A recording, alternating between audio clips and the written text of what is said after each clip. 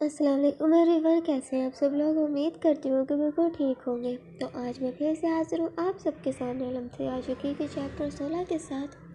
تو ہم آج اسے ہی پڑھیں گے، تو ہم جلدی سے ناول کو پڑھنا شروع کرتے ہیں۔ لیکن چینل کو سبسکرائب کریں، ویڈیو کو لائک کریں اور کمنٹس میں بتائیں کہ کیسی لگی آپ کو آج والی ایپیسوڈ۔ میو اپنے بازو کو پکڑے ارحم اسے اپنے ساتھ لے جاتا تھا، غصے سے چیختے ہوئے چھوڑو مجھے، اور اپنے ہاتھ کی مدد سے وہ اس کے مضبوط ہاتھ کو چھڑوانے کی کوشش کرنے لگی۔ چونکہ ارحم کی اسے پکڑنے کی گرفت اس قدر مضبوط تھی، اسی باعث وہ زور زور سے اس کے ہاتھ پر مارنے لگی۔ ساتھ ہی صنم کی والدہ بھی یوں اپنی بیٹی کو سرعام ایک انجان شخص کے انہی کے گھر سے لے جاتے دیکھ وہ بھی اس کی منت کیے جائے جیسے تنگ آتا ارحم صنم کی بازو کو چھوڑ اور جینس کی بیگ میں سے بندوق کو نکال لے تنزیلہ بیگم کی پیشانی پر رکھتا۔ کب سے تماشا لگا رکھا ہے؟ تم لوگوں نے لگتا ہے شرافت پسند ہی آئی۔ تم لوگوں کو کب سے پیار سے سمجھائے جا رہا ہوں تاکہ پیار محبت سے سب ہو جائے، لیکن یہاں نخرے ہی بڑے جا رہے ہیں۔ لگتا ہے اب یہی کرنا پڑے گا۔ ارحم غصے کے باعث خود بھی چیخ پڑا تھا۔ صنم شوکڈ ہو چکی تھی یہ منظر دیکھ کر۔ ایک پل کے لیے مانو اس کے وجود سے کسی نے جان ہی نکال دی ہو۔ صنم کو یوں شوکڈ کھڑے دیکھ ارحم گن کو ریلوڈ کرتا، بولو چل رہی ہو میرے ساتھ؟ تمہارے پاس 1 منٹ ہے، ورنہ آئی ڈونٹ نو کہ مجھ سے کیا ہو جائے گا۔ آخر اس نے اسے مجبور کرنے والا آپشن پیش کر ہی دیا۔ ارحم کی آواز کو سنتی صنم واپس سے ہوش آئے، اس کے آگے ہاتھوں کو جوڑتی، پلیز ہٹاؤ اسے، کہیں چل نہ جائے۔ پاپا پلیز مت کرو یہ سب، پیچھے کرو اسے میری امی سے۔ اس کے دماغ میں صرف اور صرف ایک بات ہی چل رہی تھی کہ ارحم اس کی ماں کی پیشانی پر رکھی بندوق کو پیچھے کرے۔ 10 سیکنڈ گزر چکے ہیں، جواب دو مجھے کہ کیا تم میرا کہا مان کر چپ چاپ سے چل رہی ہو میرے ساتھ؟ ایک مرتبہ پھر سے اس نے اس سے پوچھا۔ تو صنم بیٹا یہ جو بھی بولتا ہے تم کہیں نہیں جا رہی ہو، ابھی بھی انہیں اپنی جان سے بڑھ کر اپنی بچی عزیز تھی۔ دیکھیں جتنی محبت انہیں اپنی بیٹی سے تھی اتنی ہی صنم کو بھی اپنی والدہ سے تھی۔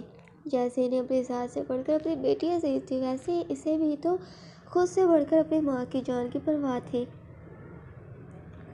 اسی وجہ سے اپنی آنکھوں کو بند کیے وہ لمبی سانس لیتی۔ ٹھیک ہے چل رہی ہوں میں تمہارے ساتھ، اب پلیز اس بندوق کو پیچھے کر دو پلیز۔ بے چینی سے وہ کسی چھوٹی بچی کے مانے ضد کرنے لگی۔ صنم کے اس کے آگے جھکتے ہوئے اس کی بات ماننے پر وہ تکبر سے بھرپور مسکراہٹ ہنستا۔ یہ کی نہ سمجھداری والی بات، یہ لو پیچھے کر دی بندوق۔ دیکھو یہ سب میں ہرگز کرنا نہ چاہتا تھا، بٹ مجبور کیا تم دونوں نے مجھے، لیکن اب دیکھو تم خود مان چکی ہو، تو پھر اب ہم یہاں پر 1 منٹ کے لیے بھی نہ رکیں گے، چلو میرے ساتھ۔ ایک ہی پل میں اس کے چہرے پر مسکراہٹ تھی، لیکن دوسرے ہی پل وہ غائب ہوتی۔ صنم کو ہاتھ سے پکڑے پورے طریقے سے کھینچتا باہر کی جانب لے جانے لگا۔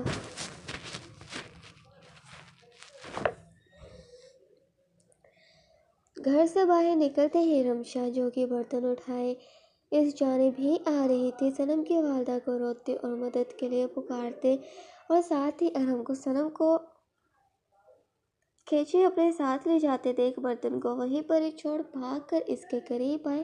کیا ہوا خالہ اور صنم آپی، یہ لمبے انکل کون ہیں؟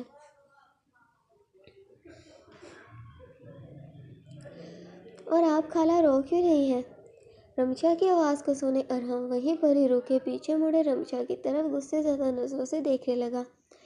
اسے برا لگا تھا کسی اور کا انہیں ڈسٹرب کرنا۔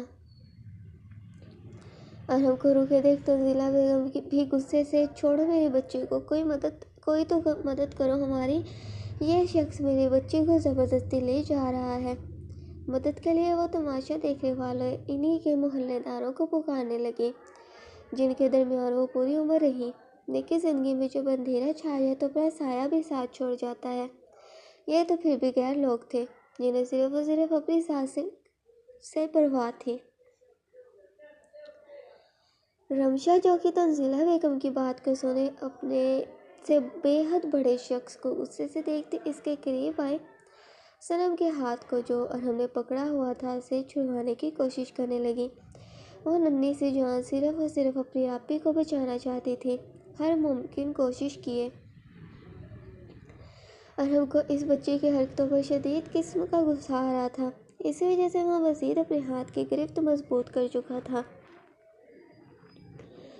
لیکن فی الحال وہ رمشا سے کچھ نہ بولا، لیکن اسی پر رمشا کا ناخن صنم کے ہاتھ کو چھڑوانے کے چکر میں ارحم کے ہاتھ پر لگ گیا، جس کے باعث اسے اس ننھی سی جان پر اس قدر غصہ آیا کہ وہ صنم کے ہاتھ کو چھوڑ رمشا کو تھپڑ مارنے لگا، لیکن راستے میں ہی صنم نے اس کے ہاتھ کو پکڑے روک لیا۔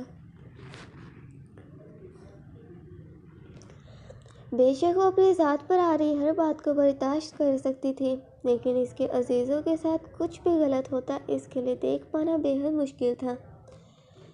کوشش بھی مت کرنا، ایک ننھی سی بچے پر ہاتھ اٹھانے سے خود کو بہت بہادر ثابت کرو گے۔ اس کے ہاتھ کو برے طریقے سے جھڑکتی وہ بھی سب کے سامنے چیخ پڑی۔ ارحم کو صنم پر حیرت ہو رہی تھی کہ دوسری مرتبہ اس نے ارحم پر غصہ کیا، جبکہ پہلی ملاقات میں وہ انجان تھی ارحم کی ذات سے، لیکن اب تو وہ اچھے طریقے سے جان چکی تھی کہ ارحم کتنا خطرناک شخص ہے۔ ٹھیک ہے، اگر اتنی ہی محبت جاگ رہی ہے اس چٹان کی لڑکی کے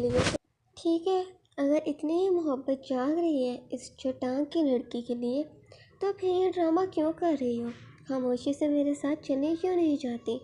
کیونکہ ارحم رانا کسی کو بھی انٹرٹین کرنے کے لیے کی خاطر نمونہ بنے یہاں تماشا کرنا بھی نہیں چاہتا۔ جانتی بھی ہو کہ یہاں پر آنا ہی میری ریپوٹیشن کے خلاف ہے، لیکن پھر بھی تمہاری خاطر میں یہاں پر آیا ہوں۔ اب تم چل رہی ہو میرے ساتھ، ورنہ اگر میرا دماغ مزید کسی نے بھی خراب کیا تو اس کا خمیازہ سبھی بھگتیں گے۔ ارحم کی سرخ ڈوروں سے لبریز آنکھیں ارحم کے دھمکانے کا واقعی میں سبب بنی، اس وجہ سے وہ خاموشی سے اس شخص کے ساتھ جانے لگی۔ بے شک اسے اپنے قدم بے حد بھاری محسوس ہو رہے تھے، کیونکہ وہ جانتی تھی کہ اس شخص کے ساتھ جانے کا انجام نہ جانے کیا ہوگا۔ محلے میں کوئی بھی ان کی مدد کرنے کے لیے آگے ہرگز نہ بڑھا، جسے دیکھ تنزیلہ بیگم جذبات سے باہر چیختی ہوئی، شرم کرو تم لوگ، چوڑیاں پہن کر بیٹھ جاؤ، تم لوگوں سے اچھی تو یہ بچی ہے، جس نے کم از کم کوشش تو کی کہ خدا کے خوف سے ڈرو۔ اگر آج میری بچی کے ساتھ یہ سب ہو رہا ہے تو کل تم لوگوں کے ساتھ بھی اس سے بھی برا ہو سکتا ہے۔ ایک ماں کے دل سے ان خود غرض لوگوں کے لیے بد دعا نکلی تھی۔ تماشا ختم ہوتے دیکھ وہ خود صنم پر الزامات لگاتے کہ ضرور اس کا ہی اس شخص کے ساتھ چکر چل رہا ہوگا، کہیں اپنے اپنے گھروں میں چلے گئے۔